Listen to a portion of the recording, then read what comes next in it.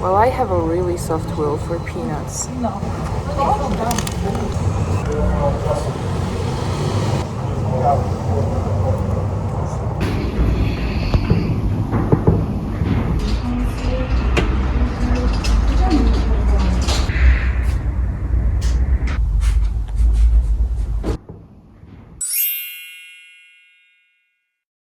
The weather today is beautiful.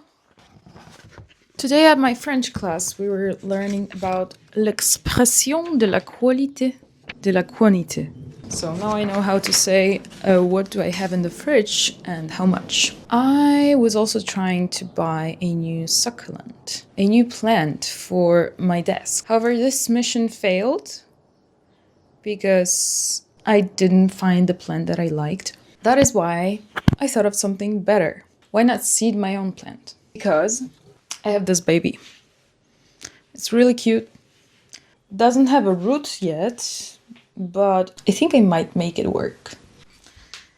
I think the best place to do it will be on the bathroom floor. Here's my plant. Here's my dirt.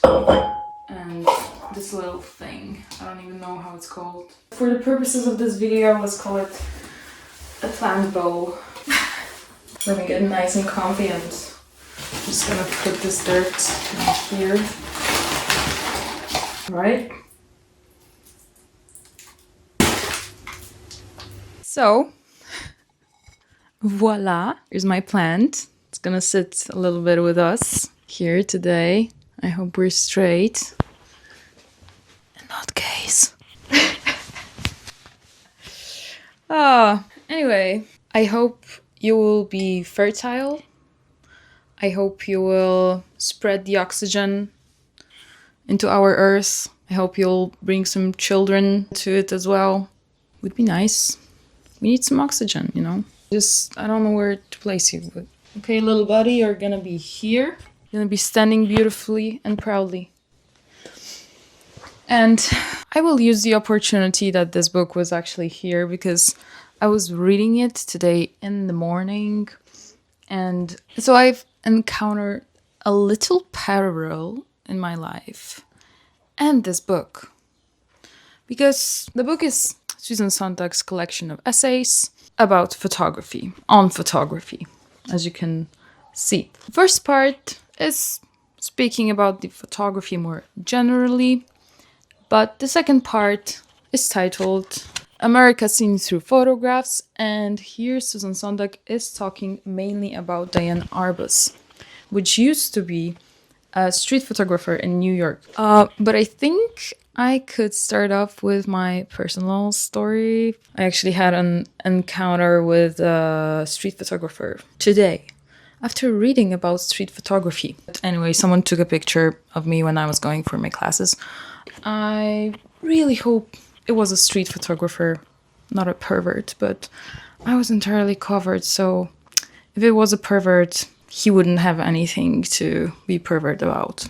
But it's not part of our focus today whether someone was a pervert or not. I wanted to tell a little bit about Diane Arbus because what is cool about this book is that you can read it and just look for the pictures that she's talking about. Look through the pictures of photographers, and that's what I did with Diane Arbus. By profession, she was a fashion photographer. She worked for a fashion industry. What is also important in her life is that she was raised in a wealthy Jewish family, which had later influence for her art. She was born and raised in New York and became famous for her photographies from 1950s and 1960s. Because that's where she started to go on the streets of the New York and to take pictures of people who are on the margin of a society, who are so-called freaks, who are different, who lead a niche lifestyle. And when I was looking through her photographs, I've noticed how different her street photography is from what is street photography now. Because she had different ways of taking pictures of people. She was first talking to them and becoming friends with them, to later then take their portraits or some pictures in action. But what was different about her street photography is that people knew they were going to be photographed. People could pick their pose, people could think about how they want to be presenting themselves.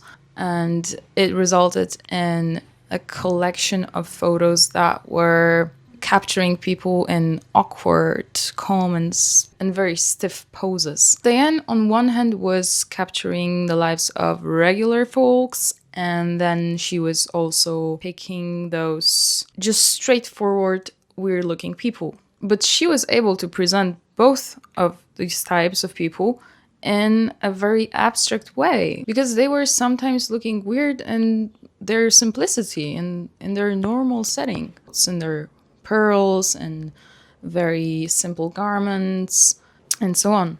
And yeah, I later also mentioned that she was Jewish. She was by profession a fashion photographer, and capturing those weird people and becoming interested in something that is more private than public was her own way of revolting against both the fake glamour of the fashion industry and it was also a revolt against her Jewish morality that she was living with from her very childhood. Susan wrote, it was her own way of saying F Vogue, F fashion, F what's pretty.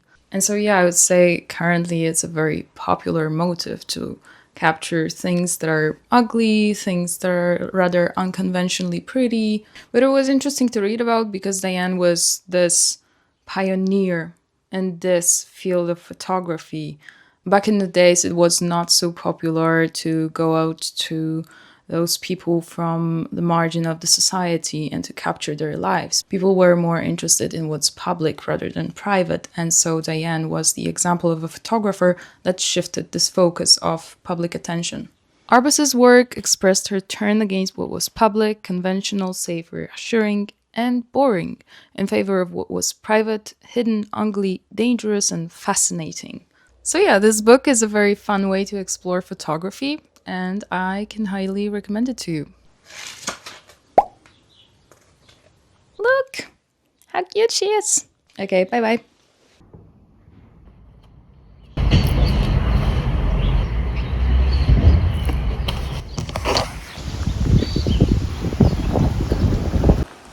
Guys, it's really nice out there. Had a really good, delicious breakfast. There's some first strawberries of the season. Now, as you can see, I'm reconnecting with nature. They chirp so nicely. It's pretty. Sun is shining. The weather is sweet. But anyway, yeah, I'm trying to walk 8 kilometers a day. So we'll just quickly add up to my score with this little walk. It is definitely not that I'm trying to do anything but to write my master thesis. It's not like that, guys.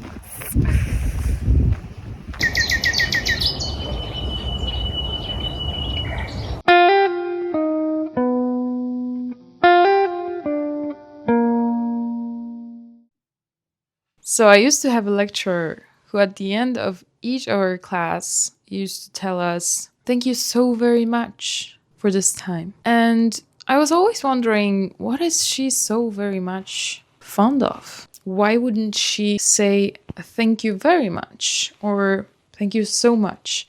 It always had to be thank you so very much. But now I understand her, and thank you so very much for watching this. I hope you had fun. I hope you educated yourself and that you know how to see the plant and that you'll know where to go in the library and what to read. Just saying, just saying. I wish you a very pleasant part of the day in which you are now, and I guess I'll see you around. Say bye.